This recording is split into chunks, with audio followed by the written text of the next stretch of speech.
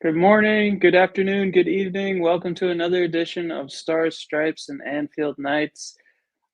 Premier League action is almost back.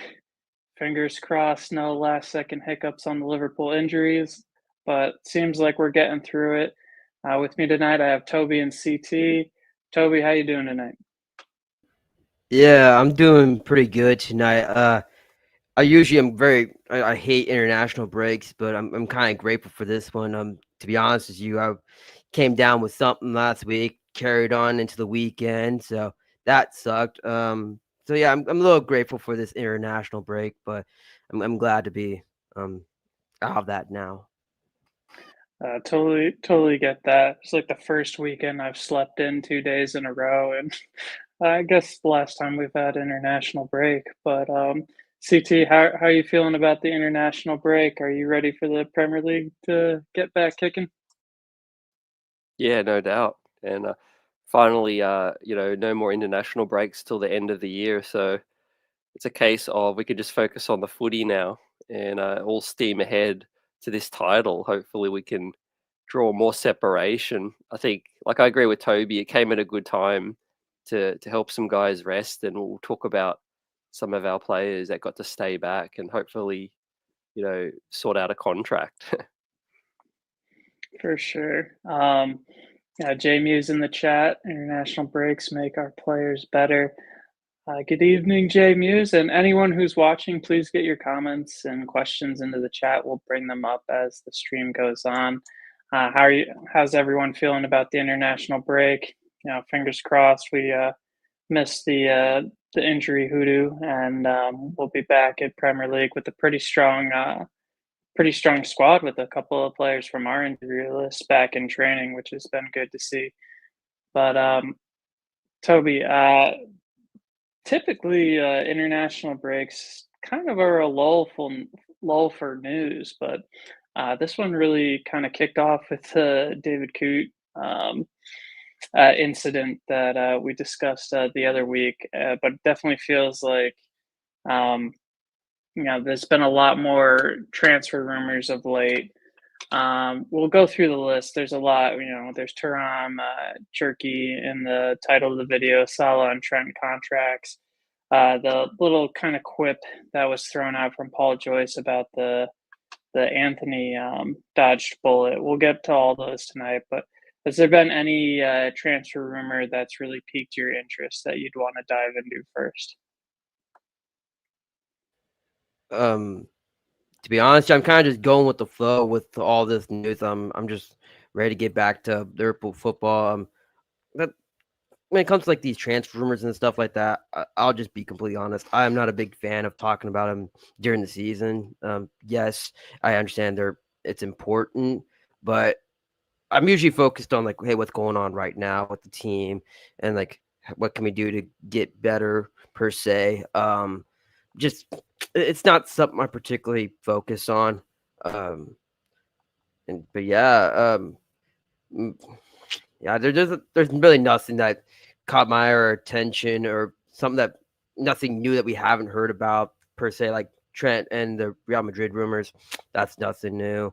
Salah, I think we had news about him last week. Kind of the same old story.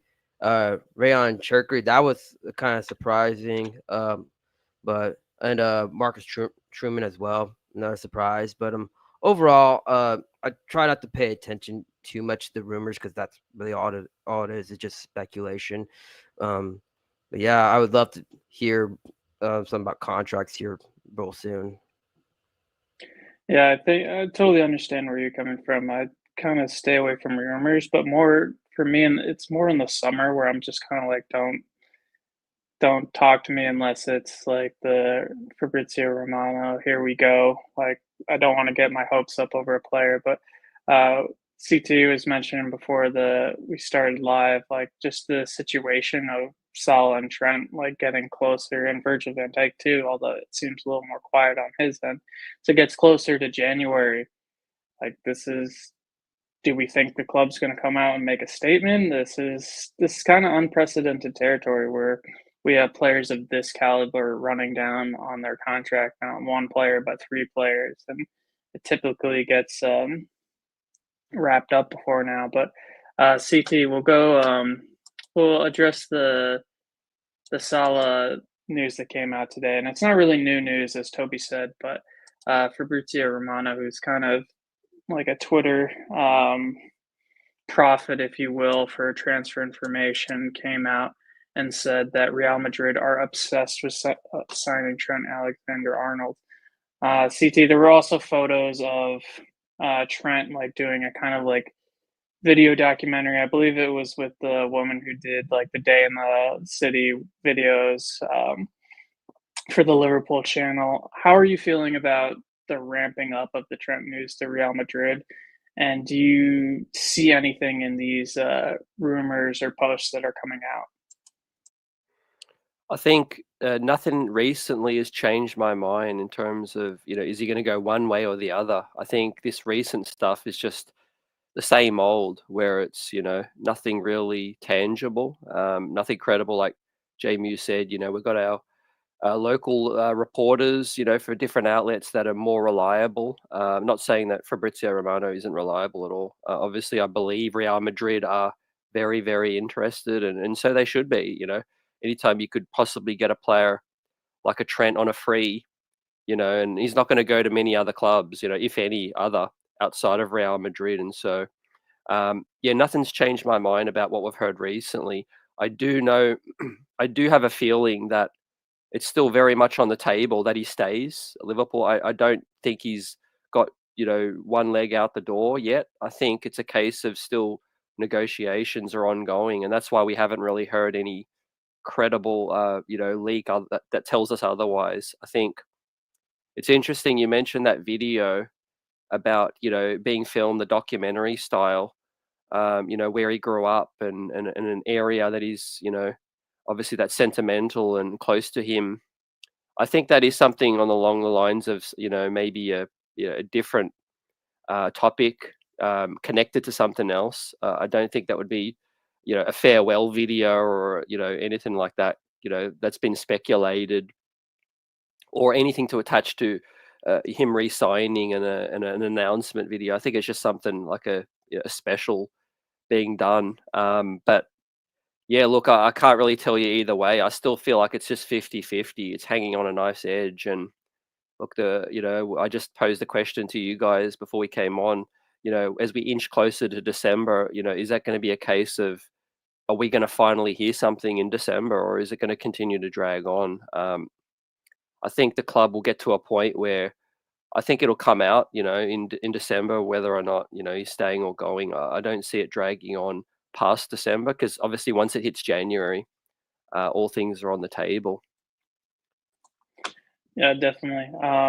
It's an interesting conversation coming in, because as we were talking about, the foreign clubs are able to get pre-contracts going with players within their last 6 months. So Salah, Virgil, and Trent all come into play there. So it's interesting that we haven't at least had one more concrete news or one person signing, or maybe Salah's leaving. Like, I was kind of expecting something by now, but yeah, maybe December, because as it goes to January, there's going to be, especially that new winter break, there's going to be a lot more news than there already is. But just wanted to say quick in the chat, Chuck Taylor, Luke, Colin, thank you all for joining us tonight. I'm going to bring up Luke's comment here, Toby. He said that I'll be more mad that Trent leaves on a free than him leaving, since he won everything with us. Trent was the one I remembered early on that most people were like, he has to be first, like, signed. And it just keeps going on and on, as you said. So we won't go too much into the rumors, but do you think, if Trent does end up leaving, do you think it's something that we should have addressed earlier, forced his hand, or do you think leaving on a free is the worst possible case for Trent? Do you think he's earned his right to leave on a free, rather, or do you think that's FSG dropping the ball? So yeah, I think this is kind of more of FSG dropping the ball. I understand that there's been issues over the last couple of years with management, and with Klopp leaving the team, retiring basically. But why wasn't this taken care of sooner, like before Klopp left, or per se? I know right now we're taking care of contracts for certain players, and I'm glad that they're learning from their mistakes now. But like, man, there's just a part of me that wish, why wasn't this taken care of sooner? And I get it. If Trent leaves, if any of these players leave on a free, well, more importantly, Trent, we have a right to be mad. I mean, it should not have gotten to this point. As I keep saying on these streams, Trent is the future of the team. He is the player that they're going to want to build their team around. He is the quote unquote future captain. And so I think players have, players, excuse me, fans have right to be mad. And oh man, I had a point and I've just kind of forgot it. Dang it. Anyways, yeah, I totally 100% get it. If he does leave, fans have a right to be mad. Yeah, it's certainly something that we've kind of seen happen like once or twice. The likes of, like Naby Keita. I'm trying to remember in a row. Like Amir Chan was the first one that I remember kind of leaving on a free with the FSG model in place, where it's kind of surprising because they didn't do release clauses, and they didn't really let anyone leave on a free prior to like Amir Chan, and then I guess Alex Oxlade-Chamberlain and Naby Keita recent seasons.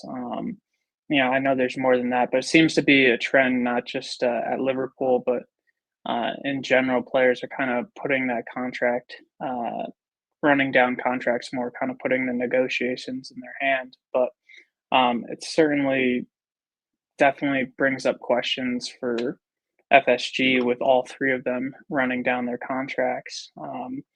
Maybe a little more forgiving with Mo Salah and Virgil van Dijk because of their age, but when you see them putting in the performances like they have this season, it begs the question, why wasn't there something done earlier? But Chuck Taylor in the comments, CT, bro, if Salah doesn't extend, these owners are done.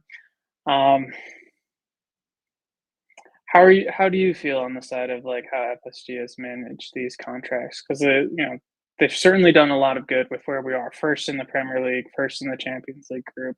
You can't ignore the positives, but are these kind of instances where the contracts are running down and likes of Salah and Trent leaving on the free, does that kind of have a black mark against their ownership in not handling these contracts or these transfers better? Not really to me at the moment, because the way I feel about it, guys, is I feel like we've got obviously Edwards and we've got Hughes now, a new regime coming in, and there's been reports come out that they're very much focused on that not happening again. And so I'm not necessarily pointing a finger at FSG. It's more whoever was running the show before, and there was the circumstance that allowed this to happen, whether it be Klopp, deciding to leave, and it was just sort of in limbo, these players as well, and not wanting to commit. And then there's so many mitigating factors that fans do have to consider, because there's agents, there's negotiations going on, there's different goals in mind, years and incentives and all those things. So that's why we're kind of seeing this, protracted negotiations go on for so long, because for us and for fans, it's very much straightforward. It's not our money, and it's we love these players, and it's just get it done, sign on the dotted line.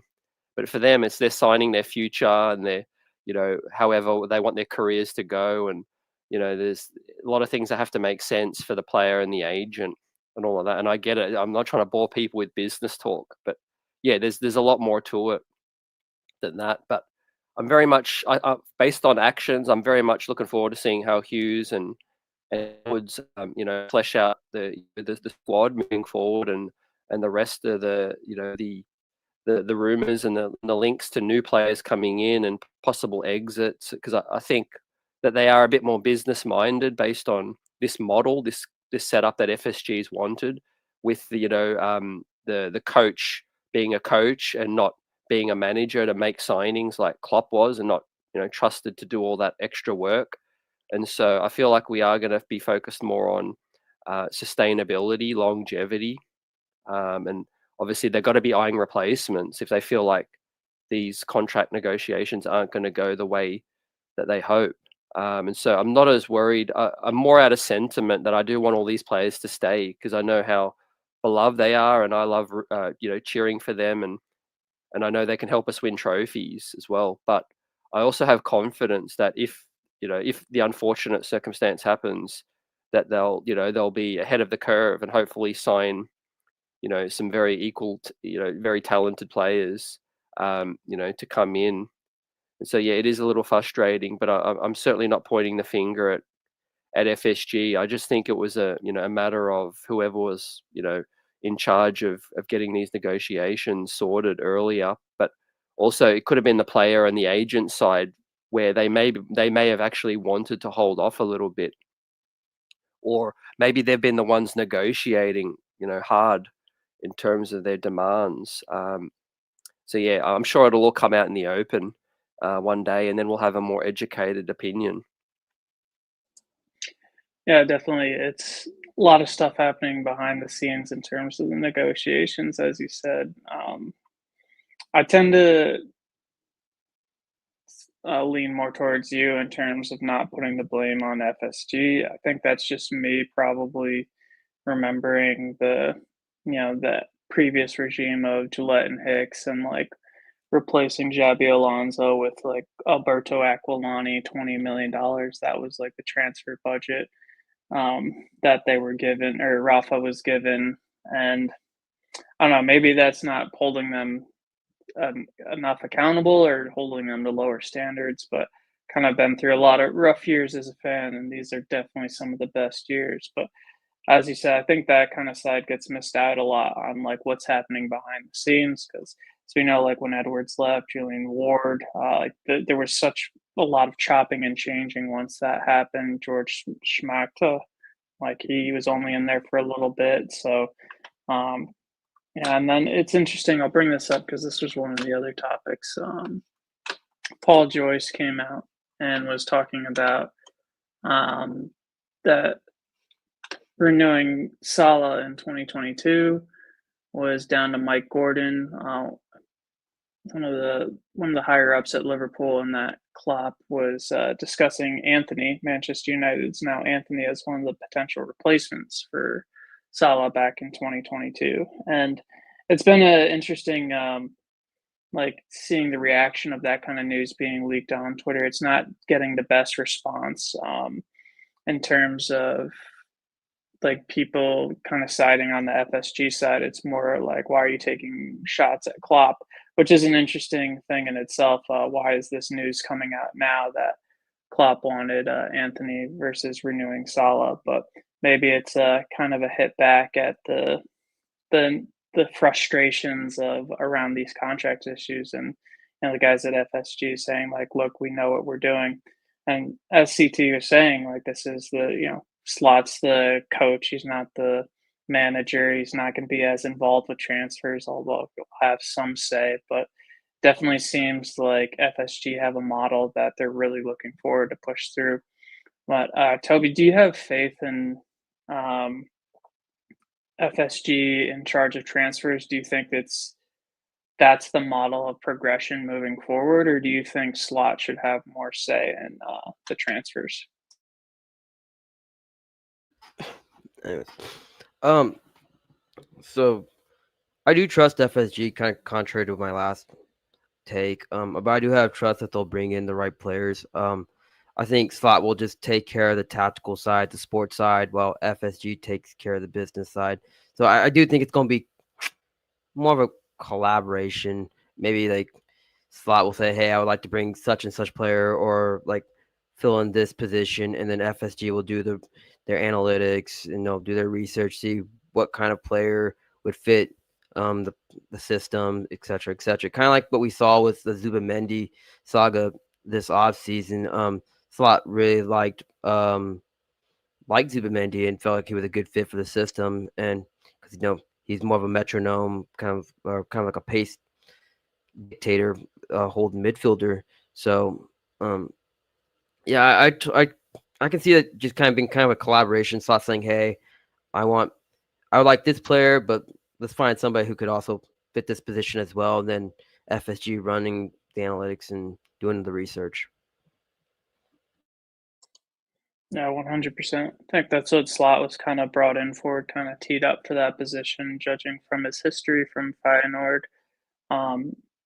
Evidence so far, he's doing great, getting the best out of the players that he has under him right now.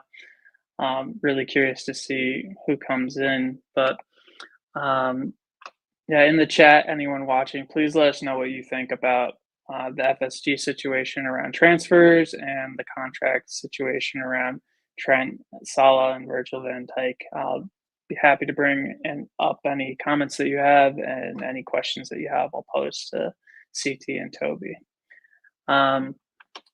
Speaking to the transfer side of things, CT, I feel like it was getting, again, I was saying last international break, there wasn't as much or as many rumors coming out about transfers, and all of a sudden things are popping off. It might be like a kind of correlation between the contracts going down and then the idea of who's going to replace these players if they do leave.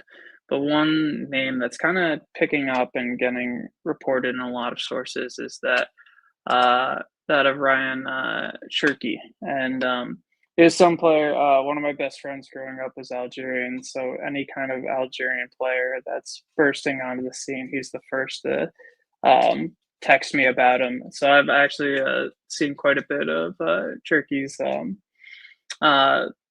like YouTube compilations even before we were getting linked, and he definitely seems like a very exciting player, although he seems to drift more towards like the 10 role. He can play on the wing. CT he's 21 years old. He plays for Olympique Lyon. He's been starting or playing for them quite regularly over the past couple of years, so being at a young age, he's already had quite a lot of experience. Lyon are coming under threat of getting relegated, financial reasons, and they could end up offloading a lot of their players on the cheap. Do you think this has FSG buy all over it, or do you think we were already kind of covered in that 10 role, or you think it's a potential Salah replacement even? Ooh, that's tough in terms of that last part, the Salah replacement. I'm trying not to think about that too much because I do feel like Mo's still the one of the most likely to stay, and I really hope he does. But yeah, you hit the nail in terms of Olympique Lyonnais. You know, for those that don't know, you know, they were handed a punishment, which, you know, assuming it's going to banish them to the second division, and they're in a world of you know, financial problems, and they'll probably get a new owner, or they probably have to get a new owner in order to survive with their wages, or obviously have to sell a large part of their squad. And yeah, this player specifically has been linked to Liverpool a little bit in the past as well. In terms of FSG buy, yeah, it does have opportunistic attached to it, kind of like the Chiesa move. I don't see him coming into the squad and, you know, starting immediately. So I'm a little bit like, well, grain of salt with this one for me personally. I remember the monicum that the club kept saying after the transfer window in the summer was, if they're not going to make us better, or if they're not going to come straight into the squad and supplant someone else, then there's a chance we're not really even looking at them. So yeah, I'll believe it when it happens. But obviously the elephant in the room is potential outgoings. And so that really opens up the world of possibilities. You know, if we do lose a couple of players, then obviously we are going to have to bolster the squad and add some talent. And if it's cheaper and it's younger and it fits the bill with their data, I think he's a player to watch, definitely. I think opportunistic is something to pay attention to with him and Lyonnais. I think the fee's been rumoured at about, I don't know, 25, 30. Correct me if I'm wrong. And so that would be pretty opportunistic. What do you think, Drew? I think pretty much in agreement with what you said. The opportunistic buy definitely fits the FSG model. We tend to love like a Chiesa signing, a Shaqiri signing. It kind of reminds me of that when Stoke got relegated and we picked up Shaqiri for 13 mil.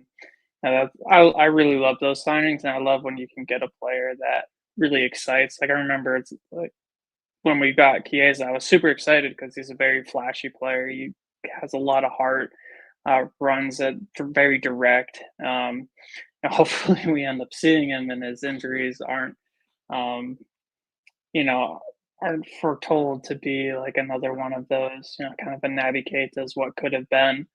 But even if he has like a Shaqiri role, like came up big in some very pivotal moments in the Liverpool histories under Klopp. But Cherki definitely kind of reminds me of that very, very exciting player, very technical, very gifted on the ball. So I'd be very excited to see him in the team. Not sure how he would fit in best for slot, but I think that's a problem that slot would love to have. So we'll see on that front. But I'm going to bring up a comment from Jay Muse. Question he brought up earlier, I thought was a really good one. And I'll tie this into a question for you, Toby, based on what CT and I are discussing around these transfers. With these rumors coming out, I was kind of like, oh my god, it may be like, obviously, naturally, with the closer these contracts are running to the point where foreign clubs can speak to the players, it's probably just hype trying to fill in the gaps. But Jay Muse asked a great question. At what point do these signings become a distraction to the club playing for major trophies? What do you think about that in terms of contract negotiations? Do you think that all this rumors around the contracts are just detracting from the team, or do you think that will eventually be a problem if we reach January and none of these contracts are signed yet, or the future's not decided yet? Do you think this becomes a problem? So I think eventually down the line, right now, not so much, but maybe we could end up hearing probably some frustrations. Salah, he can be quite vocal about his frustrations sometimes. Maybe not so much as Virgil and Trent. That stuff kind of been under the radar. I'm not too sure if it'll affect the team too much. If a slot can I'm not too sure if it'll affect the team too much, but I do think it'll probably be on the back of the players' minds going forward. Like, hey, why isn't this getting done? Why isn't this getting done? But you could probably turn that around and say, hey, if I keep playing good or if I play better, it proves my case on why I deserve this contract. So, in a way, yes, it could be a distraction going forward, but I imagine that it could help motivate these players to play better down the stretch, even in some of these big games as well. So,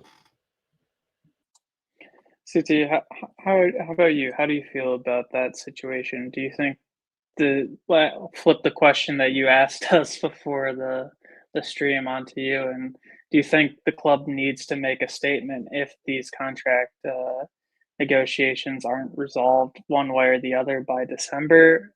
And do you think this will, Jay Muse's question, do you think this could potentially affect the team uh, going down into the business side of the season? Yeah, it's a great question from Jay Muse, and I guess where I sit with it right now is yes, it will be a distraction. I think it's kind of already been a little bit of a distraction because they've been asked a million times after the games, before the games, slot press conferences always open with the first question, do you know anything about contracts? So the closer we get to the business end of the season, that's just going to amplify.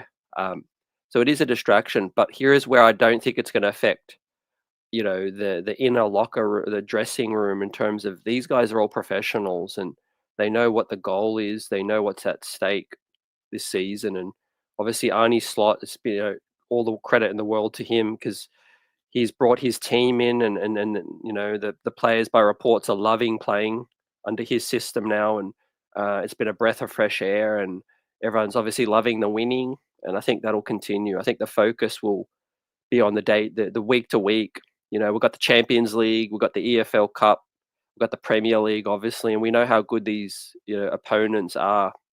So I don't think we can allow our focus to shift. But I think what should happen, what would be ideal for me, guys, is let's say Trent, Mo, or Virgil. Let's say there's an outcome, like an official outcome.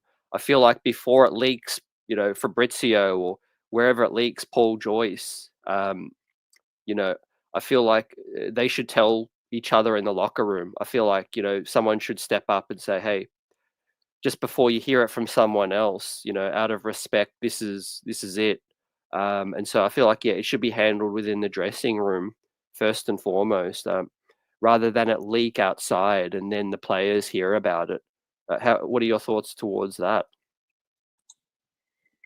I agree with you on that. I think that's really well said, CT, because I couldn't imagine like seeing an official, like tweet like dropped from someone that's not the club around a contract negotiation that went false, like, or went to the road of a player leaving. Like, I still remember waking up and seeing the Jurgen Klopp video. Like, I was in bed and see the official Liverpool video. I was like, what's going on?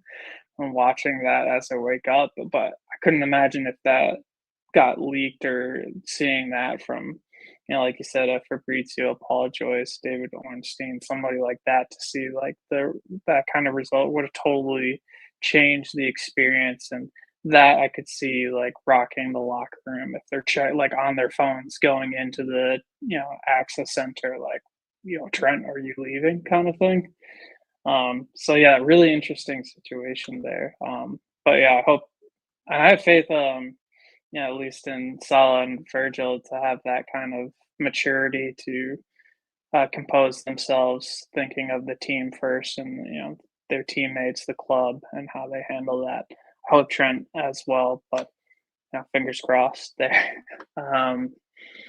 He is young. But that being said, I'll go back to the transfers for now, but before we address the next topic on the agenda, just really take a quick moment to say thank you to everyone who's watching on the stream tonight. We really do appreciate everyone who joins these Star Stripes and Anfield Night streams. If you have any questions or any comments, please get them in the chat. Let us know what you think about the contract situation between Trent, Salah, and Virgil van Dijk. We'll bring up the comments. And is there any one of these transfer rumors for incomings for Liverpool that excites you? Again, please get your responses in the comments or any questions that you have. Toby, we talked about this earlier. This one is a bit of a random rumor, but I'll address it. It's in the title of the video, and we'll get it checked off real quick. But it was one that I thought was interesting, just in regards of the position and profile of the player. So there was a rumor. Let me find the right link here. So, interesting news story surfaced today from Italian newspaper Gazzetta, claiming that Liverpool will be delighted with the idea of bringing Inter Milan forward Marcus Thuram to the club. Marcus Thuram, 27 years old, striker for Inter Milan. He's got about 20 goals in just shy of 50 league games for Milan.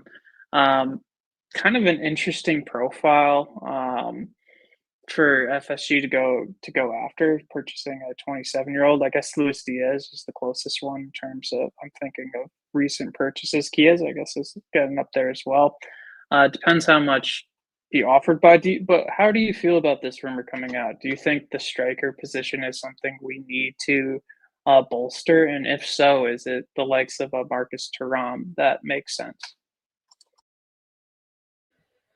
So the Marcus Thuram rumors are kind of interesting, because I wonder if this is just a name that's being floated out there just as a possible option, or just a possible link. Maybe it's just FSG or Liverpool doing their due diligence and just checking out the market and seeing what it is.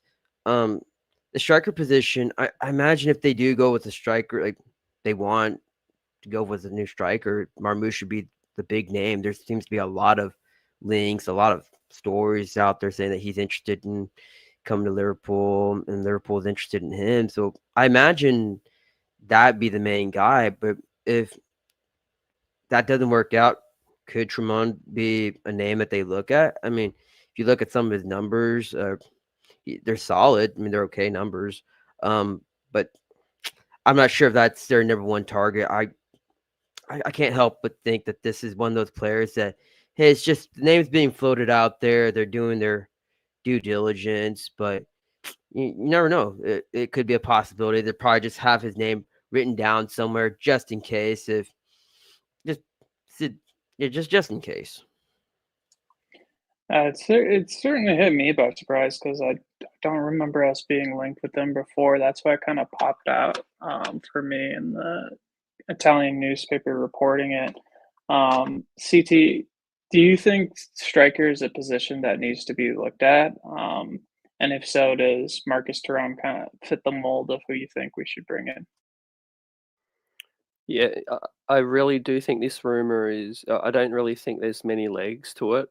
Personally, not trying to discredit the source specifically. I just think the price, like Jamie says, the age, the price, it doesn't really look to me as a Edwards, Hughes, FSG type signing. And also, yeah, we've had so many links to Italian players and so many reports come out. What players, sorry, playing in Italy, and and there was even the recent rumors that Chiesa is being talked about as going back, and that was shut down by Paul Joyce and Fabrizio as well. So yeah, a lot of these reports out of Italy are less than credible. So yeah, I can't really see the Thuram signing.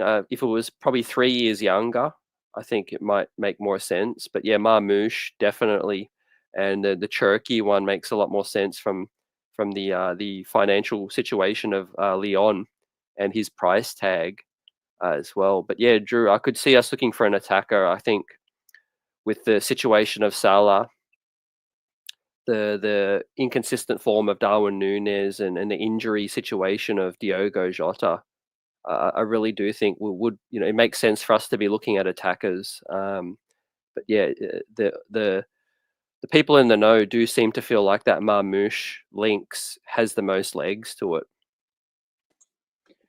I agree with you, and for me as well, like attackers, I would not be surprised. It kind of reminds me back, especially with the Edwards backing kind of charge of the fold and Hughes in there as well. It kind of seemed like that FSG model was not letting players kind of continue on the contracts if they're not performing. I'm reminded of like the Jordan Henderson extension, and that was something that FSG did not want to do. And I'm kind of curious to see how ruthless this regime's going to be on players that are inconsistent. And I guess we'll see moving forward. But yeah, Thuram just seemed like one of the general rumors that gets thrown out there. Probably had to fill a deadline at the newspaper. But one of the rumors that is potentially having legs that I'm very curious about is the Milos Kerkez rumor, the Bournemouth left back. I had previously kind of was on the lines of Robertson might be approaching that age where it's not the mind, but it's the body that might be catching up with Father Time. But he's had some pretty good performances recently. I think he's going to be used less and less, but Kostas has definitely filled in very well, better than I thought he could. But Toby, do you think left back and Kerkez has legs to the rumors, or do you think Tsimikas actually deserves to kind of fulfill and take over the role from Andy Robertson? So I do believe the Kerkez rumors does have legs to it.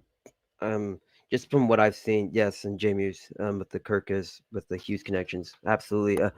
I do see that story does have legs to it. It seems like the player and the club are both interested. There's a mutual interest with each other. As of right now, I totally agree with you. Like, I do think we're gonna be seeing you, Drew. I do think we'll be seeing more Tsimikas, and we'll be possibly seeing both Tsimikas and Robbo kind of switch out depending on the game, depending on the circumstances. But I do think Tsimikas is where we're going to be seeing more of him throughout the season. But come January, maybe even the summer, I imagine that is going to be a position that we're going to be looking into. We've highlighted a couple times in the stream that hey, that's a position, low key, that's a position that we're going to need. And I think maybe the whole Robbo, his decline might be blown out of proportion, but father time comes for everybody, right? So it's only a matter of time before we start looking for somebody who can fill that spot, who can fill that spot and who can play well there. It's definitely, as you said, something we've talked about on previous streams, and it was actually a big topic for us in the summer. That was a position that a lot of people were saying arguably was the number one spot that needed reinforcements, was left back or left sided center back who could play left back. CT, do you think that Kirkes fits the bill? Do you think that would address the issue there? And how likely do you think this rumor is at the moment? Yeah, and obviously, like JMU says, with the Hughes connections, I would put this as close or even above the Marmouche in terms of likeliness. We've talked about it for a little while. That left back is an area that would do with some solidifying, and obviously, good news for me personally that Robbo is, they're looking to sign him to another deal. I think that's not really going to, indicate whether he's going to be the first team player or not. I feel like that's just something where they want to, get him sorted financially in terms of under contract, and just so they have the squad depth and the leadership in that dressing room that Robbo still provides, and still playing at a decent enough level where he can rotate with that position. Remember, we've still got Owen Beck as well, out on loan, I believe, to Blackburn. He's garnering some interest as well. I don't know if we move on from him eventually, but yeah, we've got Tsimikas. I could see us keeping Tsimikas as well, but if Kirkes signs, I think he would be ahead of Tsimikas and Robbo, just based on what we've seen. But he's still very young. But he's definitely been raising eyebrows. I think 80 appearances, or 60 to 80 appearances in the Premier League now, and I think that's a good number for the sample size and the data to suggest that he's very impactful. And I think that would be a top signing. What would you think about the Kirkes signing? Again, I agree with you, CT. It's an exciting prospect. I think it does all kind of signs around his profile, his connections, like Hughes connection. Correct me if I'm wrong, I think he played for AZ Alkmaar, and was that Slot's previous club before Feyenoord? Yeah, he did. Yeah, He was at AZ. Yeah. So I'm wondering if Slot had heard about him or could ask about him, from some old colleagues or something like that, because it kind of is starting to tick all the boxes, and Hungarian. So we'll have that connection with Szoboszlai, and I'm always a fan of getting an international buddy in the squad. I think it always helps to have a friend or someone that is from your home country, especially if you're a young player, kind of looking for a mentor and fitting in. That would definitely help. So, position that we need. All the other boxes seem to be ticked, and definitely seems like a very exciting player. So, very industrious, very skilled, showing brilliant season at Bournemouth so far, and definitely fits that FSG mold. The price rumor doesn't seem too expensive either. So, I'd be excited to see him join the club. I'm not sure how many other topics we've got, but one thing I just wanted to get your opinion on, guys, is the goalkeeping situation with Alisson fit now, which is a huge boost. But where does that leave Kelleher? And we've got Mamardashvili, obviously, set to come next season, maybe even earlier if needed. It's an embarrassment of riches in a way. But what do you think? What are your thoughts on Alisson returning? Kelleher's form and what we do with him. Let Toby answer that one first. Sorry. Yeah, so the goalkeeping situation is very easy, very interesting. Excuse me. I've been meaning to do some research on this, but obviously excited to have Alisson back. Obviously when he does come, I'm not sure if he's gonna be playing this weekend or when he's gonna be officially returning, but yeah, obviously when he comes back, he'll be goalkeeper number one. Kelleher, we know we've heard all the stories that he's interested in being goalkeeper number one. It's nothing new to us, and I imagine come maybe January, more likely summertime, we will end up selling Kelleher. The Becker and the Mamardashvili situation is very interesting because he is young. We do have him rated pretty highly, I think. And yeah, he could end up replacing Alisson. It's something worth thinking about. I don't think I want to get too in depth with that right now. I'll hold off on that, but it's a very interesting scenario. It's an interesting case of goalkeepers for Liverpool right now. Yeah, CT, I think the timing, Jay Muse just put it up in the chat. The City and Madrid match is coming up. Very curious to see if Slot throws Ali back in the mix for those matches with Kelleher playing really consistently. He had a good first game for Ireland and the international fixtures. Did not do so well against England. Don't blame him for that. But it'd be really hard to take him out of the team. I think he will, but I honestly don't know what Kelleher could do more. But Slot has said in press conference that Ali's number one, and when he comes back, he'll go into the team. So, kind of is the answer there. I'm curious though, with Jay Muse talking about the City and Madrid game though. Do you put Alisson right back in? Is he ready for Southampton? Because I think if he is, he has to play that to get up to speed for the Madrid and City games. But flip the question back to UCT. Great question. And how do you feel about Alisson or Kelleher right now? Yeah, because I can't, in all my fandom, I can't remember a depth chart where Liverpool are that strong. I mean, maybe when we lost a couple of the key attackers, we sold Coutinho, and obviously we didn't lose a beat. Mane, Firmino, and Salah dominated. But yeah, in terms of goalkeepers, like I see Lasedi in the chat say, really hope that Mamardashvili is better than Kelleher in the long run, because we would look silly moving on from Kelleher. Yeah, so my thoughts are, you start Alisson as soon as he's fit. If he's cleared by medical, that's what you have to go off, medical. If he's good enough and he's fit enough and he feels right, you throw him out there. But that doesn't take away, and I want to give Kelleher his flowers because he's very much a part of this winning squad. And where would we be without him? But having said that, I respect his aspirations for his career now. The time is to move on. And, there is reports, credible reports, not just rumors out there and even quotes from the man himself, Kelleher, saying that he's ready.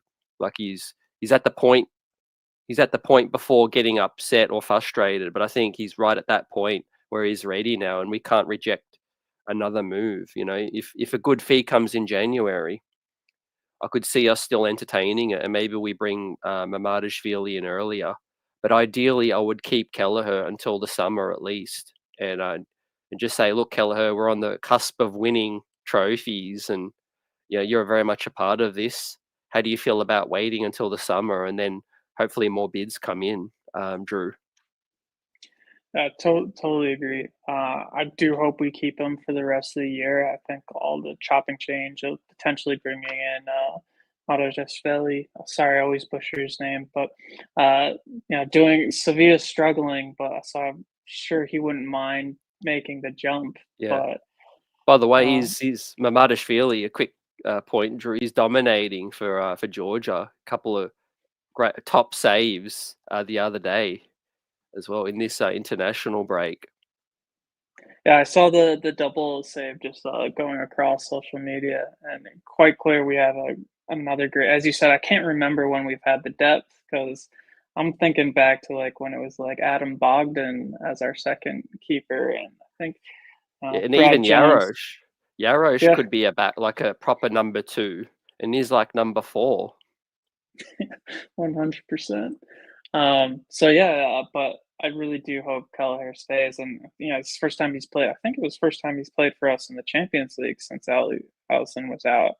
But he could potentially feature more, like with even if Allison's fit, if we secure that top spot in the group, and then further along in certain cup competitions, depending who we draw. So we know we can rely on him. So I do hope he stays. But just wanted to give a quick shout out to Lasidi. Thank you for joining in on the chat. Really do appreciate your comments. And anyone else who feels free, or please feel free to throw in any questions or any comments in the chat. We're getting close to the end of the stream, but we will bring up any questions and any comments and address them before we sign off. I'm going to bring this one to you, Toby. This was a question from Jay Muse earlier in the stream. Who do you think fits the slot system better, Trent or Bradley? So yeah, I believe what Slot wants to do is he wants his backs to be more kind of defensive, and so far this season we've seen Trent play well defensively. Anytime he doesn't give up goals or you don't hear his name too much, I always say it's not bad per se. And I do think as time goes on, Trent can continue to develop into the system. Bradley, I do think there's been a couple games that this was probably at the beginning of the season where he struggled. He looked a little off. I can't think off the top of my mind a game that he's played recently, but I think in obviously I think in due time he can, and he's probably going to need to depending on what happens with Trent. But right now I'm just say Trent just because of what I've seen in the longevity or the consistency I've seen throughout the games compared to Bradley. I haven't seen too much from him this season. Yeah, I agree. I think Trent's done pretty solid defensively, and his offense probably hasn't been at best, but maybe that is slot system, as Jay Muse was pointing to. The city believing that Bradley would suit Xabi Alonso's system, potential Real Madrid manager substitution there. I think Real Madrid likes a bit flashier players for their signings, but Bradley doing well for Northern Ireland over the international break. Certainly, I was so surprised to see him step up when Trent was out last season. I do remember Toby said Bradley didn't have a great game, and I remember it was the Southampton game, or not Southampton, Nottingham Forest game when he came in for the final like 15 minutes. I think it was partly his fault for the goal that we conceded. I remember him showing I'm blanking on who scored, but showing him on the inside, and Allison after he scored was like pointing to his right leg, like being like, "Dude's right footed. What are you doing?" Like showing him. But CT, I'll wrap this into a question. I'm really curious because I think you have the knowledge for this answer to, more so than me, and I'm curious to get your opinion on this. Let's say Trent, Virgil, and Mo don't sign, move on this end of the season.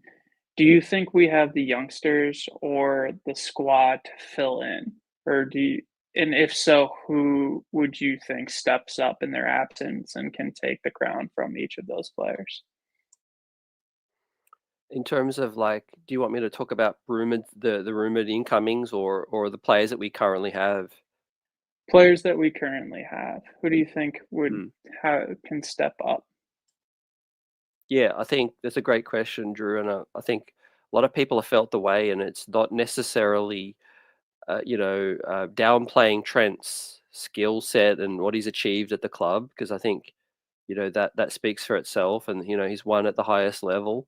But I think out of all three, I think Trent is the most replaceable for me personally, based on the personnel we have with Connor Bradley taking his chances and looking really solid in his role. And then obviously you got a player like Joe Gomez, who could be assume a backup at a right back as well. And so I think we wouldn't hurt as much if we did lose Trent on the pitch. But obviously, he's still the starting left back and clearly ahead of the others. And then I would say, definitely Virgil is the player that we can't afford to lose the most. I think Kwanzaa, we're still seeing him come along a bit slower and showed some great promise and definitely is a big piece of the future at the centre back position. But I still think he needs a bit more seasoning to be the starting centre back for a challenging title team.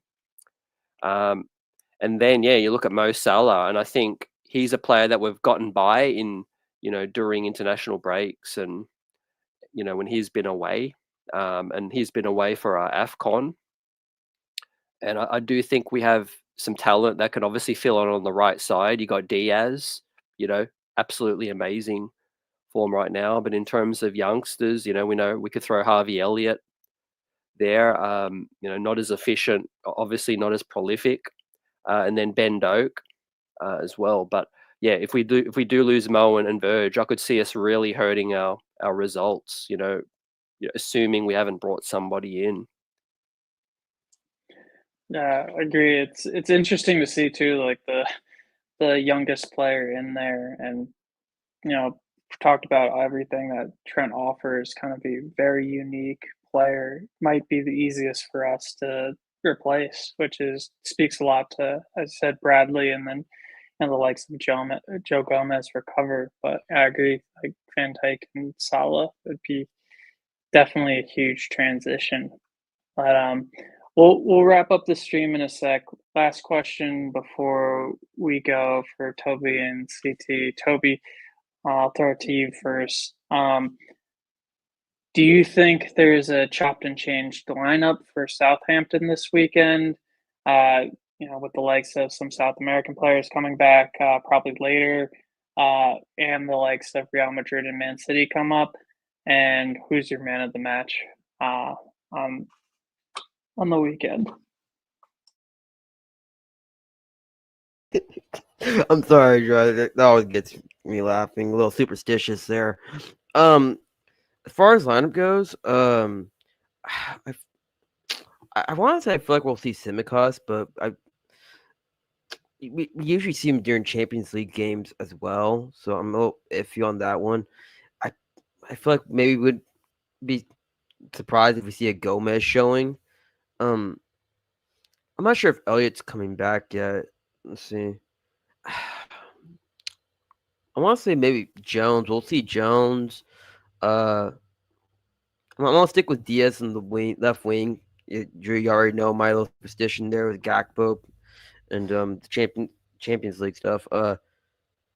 Get Nunez. I think we'll see a little bit of shuffling, not too much. We might see some players that we haven't seen much throughout the season come in during the Southampton or get substituted in during the Southampton game. It depending on what the score is as well. If we're up big on Southampton, I imagine we start resting some players, but I imagine we'll see a little shuffle here and there, but then a substitute will probably start seeing some players that we haven't seen throughout the season, like too much on the season, like Endo and Gomez. And man of the match, Gravenberg sticks out to my. I don't want to go Gravenberg. I'm gonna go Konate. He's been really impressive this year, and I've been really impressed with Konate. And big shout out to him, like being captain of the French national team. I'm not sure if y'all saw the video that was posted by Anything Liverpool and just what he said, but I thought that was incredible. Some of the stuff he said, that sounded like if we need to replace Van Dijk, I do think Konate could take that step in terms of leadership and being just a damn good center back. I'm curious to hear what y'all have to say about that. Yeah, I was stoked to see that video and seeing Konate get the appreciation. He's definitely received it before with Deschamps and the French national side. I remember when people were questioning his picking of Konate after having a bit of an injury-ridden season. I don't know if it was the World Cup or Euros. I'm blanking on how long it's been, but I remember Deschamps saying like he started the Champions League final. It kind of says a lot, and Deschamps has certainly shown a lot of faith and love for Konate. It was great to see him in that video. Great shout to Toby, and also seems like he's really annoyed with the lack of man of the matches he's getting because Gravenberch keeps pipping them to him. But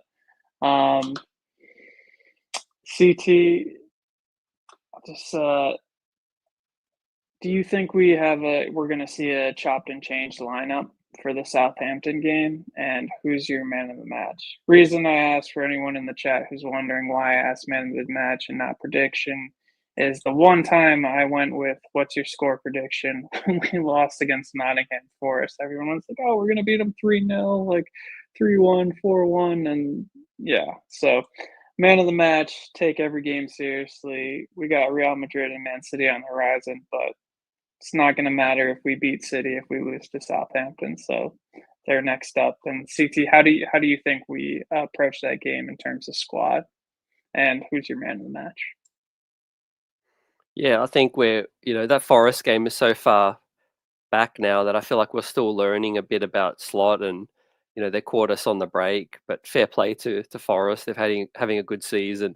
But I think we've just gone from strength to strength, and I think we're playing head and shoulders the best football in the league in terms of confidence, goals against. We're impenetrable right now. In terms of the question, I think I would go with the hot players, the hot form, and for that I would start Jones. I think Jones deserves the shot. Zaboslai scored the penalty as well this morning or today, so shout out to him. I think he'll be a great sub to bring on and keep him fresh for the next game. But yeah, Jones, McAllister, and Grav, and up front I would go Lucho on the centrally, actually, Cody on the left, Lucho centrally again. I want to get another look at that, and Mo on the right. And so yeah, man of the match, I'm going to go with Lucho. He's on fire right now, scoring for fun. Had the hat trick in the Champions League. Centrally, I really think he's enjoying that position, and his Slot's really getting a lot of goals and production output out of Lucho. So throw him centrally again, and he gets my man of the match with a brace. All right, I like it. Well said, CT. And we'll end it there. Quick for me, I agree with both CT and Toby. Bob Padak, thank you for joining in. I agree with that as well. Like, I don't think we'll have much rotation. I think CT said you got to stick with the hot hand who's playing well, the best available lineup. And man of the match for me, I'll go simple. Mo Salah. It's hard to look past him. But again, thank you everyone who's joined the stream tonight. We really do appreciate everyone who joins in on the Star Stripes Anfield Night streams. We go live every Tuesday, and I only say this once a stream because I just hope first and foremost that you enjoy the content. But if you did, please like, share, and subscribe. It does help the channel, and we do try to post every single day. But again, thank you everyone for joining. Really appreciate it. Hope to see you next Tuesday with another 3 points in the bag.